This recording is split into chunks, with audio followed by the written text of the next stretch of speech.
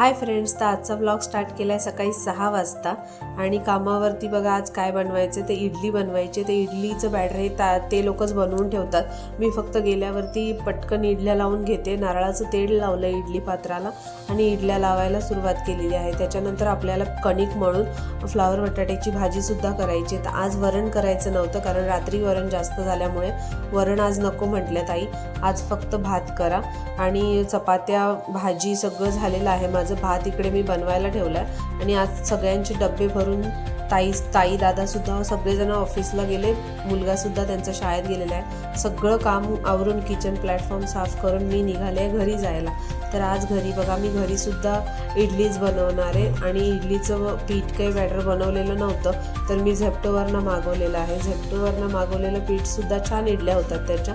आणि इकडे घेवड्याची भाजी बनवते. घेवड्याची भाजी बनवण्यासाठी कांदा परतवायला ठेवला आहे कढईत आणि पटापट आपण इडल्या लावून घेऊया. आणि आत्ता संध्याकाळी आले मी 5 वाजता कामावरती. 5 वाजता कामावरती आल्यानंतर बघा पहिल्या घरी मी बनवली तोंडलीची भाजी, वरण, भात, चपाती आणि हे सुद्धा काम झालेलं आहे. सगळं क्लीन करून मी निघाले दुसऱ्या कामावरती जायला. आज दुसऱ्या कामावरती बघूया तर काय बनवायचं आहे. आणि कामावरती आलेली आहे तर ताईने आज फक्त पनीर पराठा सांगितला आहे आणि दाल खिचडी.